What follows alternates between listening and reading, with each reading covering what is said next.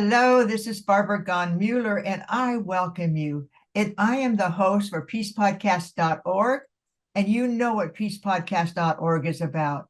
It's for people who, if they are a peacemaker, a spiritual teacher, medical doctor, or they understand the difference between hate and war, and they know that peace, health, and happiness is what our everyday lives need in order for us to create the world in which we all thrive with each other and Mother Nature. And with that, I welcome our first guest today, Miss Katherine Fraitekh, an amazing expert on peace building and social justice movements. Welcome, Katherine. Thank you, Barbara. Great to be here. You know, I was reading your bio and your resume, and all of a sudden I said, this is an encyclopedia of social justice, of peace movements, of helping people understand that peace is possible with justice and conflict resolution. That was the main theme I got from your bio. Mhm. So, with that, Kathy, I am going to talk a little more because you said you co founded and serve as executive director for Solidarity 2020 in 85 countries, working on over 100 movements for justice, freedom, women's rights, indigenous and land rights, self determination. How do you sleep? I don't, but I'm trying. So yes, we have good days and we have bad days in this work. So there are many hard times and rough times when people are arrested or tortured or have to leave their homes in war. But there are really great successes as well when people wage peace building and wage justice struggles and create better communities and for their families and their communities. So those are always nice times and nice wins, and that's when we all sleep better. And you know, you are needed because there are many peace. She is a graduate of the Rotary Peace Fellows. Where did you get your degree? Well, I got my master's degree, my undergrad degree at University of Texas at Austin, and Uh-huh. then my master's was at American University and Georgetown Arab Studies program in Washington, D.C. And then the Rotary Peace Fellows program was in Chulalongkorn University in Thailand, which is the mid-career program. And it was really an amazing experience, also coming, 15 to 20 years after my formal education, my original master's. So it was a really nice connection and kind of reinforcement and relearning as well. So, She's a yep. Peace Fellow. A Peace Fellow is a person who gets a fully paid scholarship to continue their fabulous understanding and work and education. Amazing. I'm going to tell you a little more about her because her past positions have included Director of Global Field Initiatives and the International Center for Nonviolent Conflict. And then she earned her MA, as she just mentioned, in international development with a specialization of peace and conflict resolution. As I told her in our pre interview, I said, you know, you are like an encyclopedia of peace, justice, and the American way. But I say it's a world way today. And I am so honored that you're able to take time to be on peacepodcast.org. And with that, I'm going to ask you the first question, and I'm going to put you on view for just to see you because I really want everybody to know you. And thank you for joining us today. So let me begin with some of the major lessons you have learned in the 30 years of experience. You're well educated. You're available to anybody who has a problem on international level or to create harmony and peace. And so what have you learned over these 30 years? What has your experience taught you about peace? This is what our people listen to Peace Podcasts for. They want to know your wisdom. Well, thank you, Barbara. I really think that it is a shared wisdom. It's not my wisdom, but many, many years of working with amazing peace builders, activists, organizers, community leaders in the field. And it's really been my honor to take that path. And I think about a lot of what I do is I learn, I take in, I listen, and then I help transfer and transmit the lessons learned, the ideas, the experience, the expertise from the field mainly, and I'll talk a little bit more about what that looks like, to others. And so I feel like I act as a bridge more than anything. And I would say that one of the key things I've learned is that what I would call true peace or sustainable peace has to be peace with justice. Without that, without justice and equity, it doesn't work, it doesn't stay, it doesn't hold. And also this idea of a positive peace, which Rotary looks at a lot as well, which is a whole series, kind of a holistic looking piece. So you're looking at relationships, you're looking at economics, you're looking at training and education of the population. So there are a number of aspects to peace. And again, it's not just an absence of direct violence or war. Sometimes we've been taught that, but it basically also looks at cultural and structural violence. And that's from Johan Galtung, who is a major proponent of peace and an expert in the field. And structural peace or structural violence issues that we're trying to get to peace really looks like maybe poverty, or racism or patriarchy, so women's, oppression. And with those kind of violence, it may not be as direct, but it may be much more damaging to people, to populations. And a lot more people may be killed or die of poverty, health-related issues, if there's not fair health systems, et cetera. And then cultural violence. So, and when we repress the Native American culture, for instance, in the United States, and tried to teach Indian children, Native children, other ways of living and being, it really destroyed a lot of times their families and even their psyche. And it's taken a long time for them to come back from that. So that would be an example of cultural violence.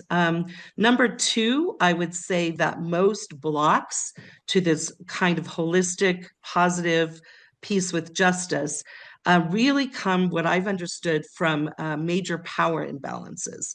So when you look at a place and people have tried traditional peace building methods like meditation, mediation, negotiation, conflict resolution, nonviolent communication, all of these really critical and important tools in peace building, but it's still not working, and things are still not shifting or changing. What I would say is we really need to look at what we call conflict transformation. And I see that as an umbrella. And under that is a spectrum or a menu of a number of different kinds of actions or tools that can be used. Those peace building ones traditionally are very important, but there are also things like disruption. And you mentioned my organization, International Center for Nonviolent Conflict. It's not nonviolent negotiation or resolution, it's nonviolent conflict. So the idea is that sometimes disruption is really important to change the power imbalance or the power asymmetry of a conflict or situation. And basically then be able to build a new status quo. Because again, sometimes if you don't disrupt the status quo, you're just looking at the structural or cultural kinds of violence that are part of the system. And so that I think is a key thing that I learned several years ago. And that's why for me, it's been so important to focus on in Solidarity 2020 and beyond, the core of all those movements that you mentioned all over the world in many different areas is this understanding that sometimes disruption is necessary and restructuring and changing the status quo, and that can take nonviolent action rather than more traditional peace building. And so together we call them synergizing nonviolent action and peace building, SNAP. And I think that is a key issue that I've learned over time. If you are negotiating between someone that has their foot on your neck, let's say as a woman who's being raped, it's not going to help at that point to negotiate probably or to go into conflict resolution. You have to somehow create power and a shift in the power balance between the victim and the victimizer at that point. Once you've done that, then you may be able to come to some kind of understanding, reciprocation, forgiveness, whatever it might be. You'd be surprised at what the stories that you have under your belt. I hate to even bring this up, but I heard of a rape victim who said, "Would you like a cup of coffee?" And this fellow stopped because it was so out of the ordinary that he said, "Sure." And he got up and she made him a cup of coffee. And the whole Mhm. incident happened because she was present instead of scared. And you know, I this is just such a amazing thing. And another one I've heard of, the woman said, I like you. And he just stopped again. And she said, I want to know your phone number because I want to call you and we're going to go on a date. And the next thing you know, they became really friends. And then my last one was, this woman was Mhm. walking along on a hike, and she said, you have no right to be here. And he said, okay. And he left. And you know, these are keeping our power, is what I'm hearing you. And I'm Yes. hearing you saying a disruption might be through our power, because power over is not the way to solve a problem, and not looking to Yes. somebody else to solve your problem. I didn't expect to get on that tangent today, but maybe this is going to be what somebody needs to hear sometime. Maybe our daughters, our grandmothers, who Mhm. knows? And so, you Mhm. know, you have challenges. What is your key challenge that you're facing to keep this violence in our world at bay? You said they have to have a disruption, but there's so much more. Can you give us some of the things that you do? Sure, sure. So another important lesson that I've learned, and that's part of the challenge, is the understanding that really, again, true peace, holistic peace, positive peace, starts at the local level. Mhm. And, you kind of mentioned that this power within, holding into that. And then I would argue that power with is even more critical. So once we have a sense of this power within, or this agency to change our lives for the better, we Right. look around and say, oh, you have this, you have it too. And connecting with others that have this power within to build a power with. And people power is extremely important in today's world because we are facing so many challenges. And again, I could just list them, climate crisis, militarism, issues around refugees and immigration at the highest numbers in history, nuclear issues, possible nuclear war, autocratic governments are growing, and we know that through research. So, with all of this, unless we start at the local level where Mhm. people understand the cost and the risk they're willing to take, they have their own wisdom and knowledge about their own situation. Once they are really trained, capacitated to understand models around the world that work everywhere, but then need kind of local focus and tailoring within their own culture, their own situation. That is where the chain has to start. And that is the only way that peace building and peace with justice can be sustainable. It has to be at the local level, but that is a big challenge because a lot of our funds are going to these multilateral groups, very large institutions. The UN is very critical in the rule of law. But we also need the local people and the local wisdom, playing into that, providing them with information, and reinforcing and enforcing their own resolutions that come down, because it's all about the member states and the localities. Once a resolution is passed, there's really not a lot of enforcement at the UN, some of these larger spaces. But the work for peace, the struggle for peace really happens at the local level. I And so have got to have yeah. you on as a speaker. I have to have you for speak at my United Nations Association. I'm Southern California Division President. Why Nice. am I president of the United Nations Association? Because it's the local to the global. We do a Yes. Peace Prize every year in Santa Barbara. We are an international city of peace, and I'm sure you're one too. An international city of peace is a form that you fill out and have 4 people who are in your community sign it. It's not about a government intervention. It's about the local taking the power and making sure that we as citizens want an international city of peace to be Santa Barbara, California. And Mhm. so then our United Nations Association, then we get into the local for the global. And that's how we get the Peace Prize each year. It's we look at the local level, who's doing something. Mhm. Last year we had Jean Olson. Oh my God. She traveled from her beautiful home to look at the war-torn areas and the story she tells. And so it's about us taking action at the local level. I could just give you a hug right across the screen because you're doing exactly what I think. It's up to us to not get depressed. It's up to us to take what we know, tell our story, tell our Mhm. story, and then the story opens up the hearts. So, what are the key initiatives that actions? And again, you said It's the local level that we can do now to prevent future horrors of war. Yeah. So again, I would just say that again, look around you, start locally. So as you mentioned, Barbara, there are a lot of great organizations out there in the US and other parts of the world, social service organizations, Rotary organizations. There's a number of ones on climate crisis. The Sunrise Movement is awesome. There's a lot of ones that are working on racial justice. There's a lot of ones that are working on women and gender justice and against gender-based violence, which is a huge challenge out there around the world and that I see in every country that I work in. I would also say it's really important for US citizens, especially, to travel, to actually go to some of these spaces, to understand that there is not really this whole idea of US exceptionalism. I think that's key right now.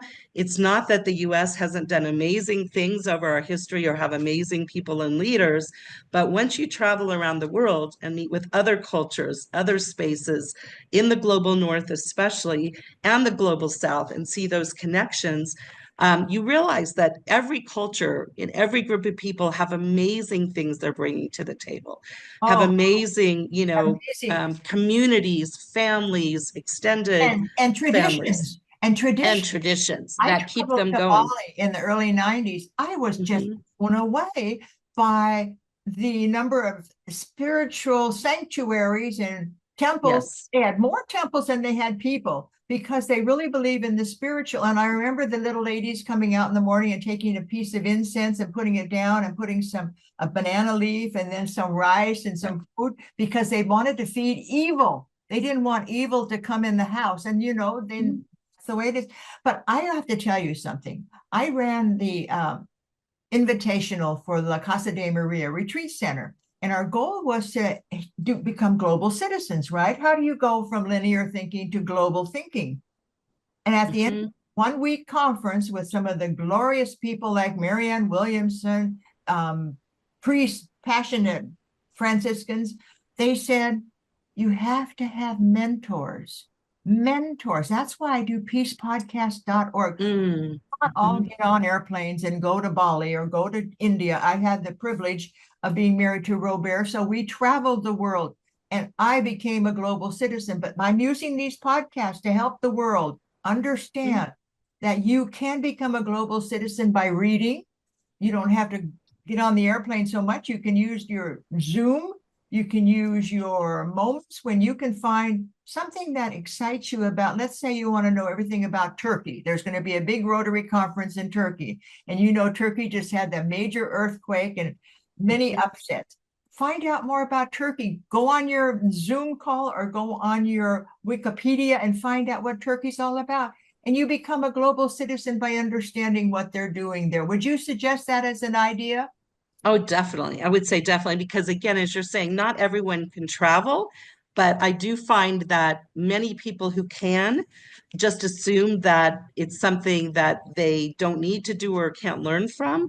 But as you said, there are so many different ways if you're not able, and even with it, to augment, to connect with people. With Solidarity 2020 and beyond, we have over 200 major seasoned peace builders and activists that are part of those 80 countries and Uh-huh. 100 movements. And a key part of what they've asked for is coaching relationships, mentoring relationships, learning, convening from each other. We've just finished a project that's called the AHA, Activists Hosting Activists, and it's an exchange program where they requested to go to other continents and other countries that they could never have been able to do or afforded, and to learn from those other movements and to be embedded in those, and to learn lessons to bring back home, but also to bring lessons across and then to come up with new ideas, new projects, new visions between the two.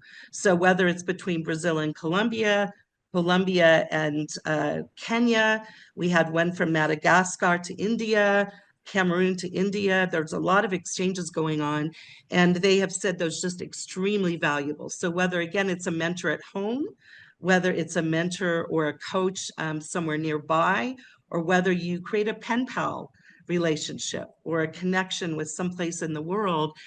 Or if you have the capacity, like Rotary, for some of the global grants, some of the smaller grants, to be able to go and visit and just connect and build that relationship in that community, I think that goes a long way toward peace building and Peace toward building and global developing. citizenship. I really Mm, pride myself as a global citizen because I have had the privilege of travel. But as I go back and look at Katherine here, I realize she's traveled the world. And now look how aware she is of all of the issues that people face today. It's not that we can't solve them, but being aware is the first stage, to be really aware of what's going on, and then to realize, yes. where am I on the spectrum of understanding the world and bringing my experiences? And it's really important to share your story. I'll never forget meeting with one of my podcast persons. He kept saying, and then when you have done that, why don't you spend some quiet time and see where you're going to go next? What are you going to do with this wisdom? And then he suggested that we invite a family or a friend or a bunch of people together to have a conversation about where you've been. Teach them what you Mm-hmm. know and let them Mm-hmm. understand that a global citizenship begins with each of us. You're listening to Katherine, and Katherine is one of the experts on peace building and social justice in our world. And I'm so grateful that you have spent so many years helping others and understanding the culture differences don't make us enemies, they make us friends. It's an appreciation that we bring to the world. If you were to have a magic wand or just to give us a dream for the world, what would it be, Katherine? Wow. I guess, again, my vision would just be for people to understand that you're right, there is no other, that we are all connected. We are connected to Mother Earth. We are connected to the animals, to nature, and to each other. And if we can see things that way, if we see it as a win-win when we build things together, grow things together, work on things together. We need to do that right now for so many issues in the world, or we're not going to make it. And so basically, it is a critical time and existential issues we're dealing with, that not to see the other, but to see everyone as a whole and connected, and really build a vision together where there is equity, there is justice, there is dignity for all people and for Mother Earth. And that entails a lot of compassion and empathy and understanding that we're all just part of the web. Um, and that is our goal and I think our meaning in life. I can hardly wait for my Peace Podcast fans to listen to you. You are summarizing so many of the Peace Podcast guests, all 155 of them, in your few words when you realize that you have this power to tell us that we are no others. There are no others. We are all one. We're one with nature. We're one with each other. And the moment you realize that, the whole world opens up as friends. And it's like, and I was telling Katherine that when something happens and you're just so overwhelmed, just stop and say, what's going on here? And I use my little app for notes. And when something like that aha comes to me, I put it in notes so I don't forget it. My father always said he had these little hug coupons and he gave them to everybody. He would say, this entitles you to a hug so I can hear you. Oh, Can you believe that? I mean, my it's father beautiful. barely went to the 8th grade, believed that everybody counted and they all needed a hug. And I can tell you more stories about just giving a little time to somebody who may be a stranger, and you know where that's going to go. And I've heard stories from you about helping somebody in an auto accident. She gave you this beautiful ring. What does your ring say? It says choose joy. And I choose joy.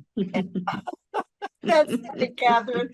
Katherine, you are a wealth of information. You're a bubbling joy pit. That's all I can say. You are the choice the world needs. And if you don't believe me, you watch this podcast twice and you'll see the joy that's emanating from Katherine to the world. And I am so happy you joined us today. I'm Barbara Gonmuller blessing you. I am Barbara Gonmuller saying, thank you, Katherine. There's nobody I would rather have as my best friend than you. Oh, and I'm so honored to be on this amazing Peace podcast, and be part of your life's work. Barbara, you've done so many amazing things. I'm getting chills So, just listening to you because you get me, and it's lovely to be gotten by somebody who cares so much about our planetary home. This is our home, and we have to believe that peace is possible. And Yes. wherever we are, it's just like you are the reason that somebody might experience joy, as Katherine mentioned. Katherine, I'm going to say thank you, even though it's going to be hard to close this podcast. And oh, Katherine, last but not least, what's the website we can go to one more time? Yes, HTTPS, two slashes, colon, and it's solidarity 2020 and beyond.org. nbeyond.org. https://solidarity 2020 and beyond.org. And I went there, and you should see the photo I pulled up. I took a picture of the photo of your opening because it's so beautiful. Now you can see I'm pretty enthusiastic about peace, but I'm also enthusiastic because Katherine has spent 30 years working for peace, working with people who needed her, and giving them the hope and the joy of just a connection, a personal connection. It's all in the relationships. And with that, I say thank you. This is Barbara, and this is Katherine. Together we will to our world. God bless you. And oh, don't forget to invite 3 friends, sit down and put this podcast on and have a conversation. Love you all. Thank you.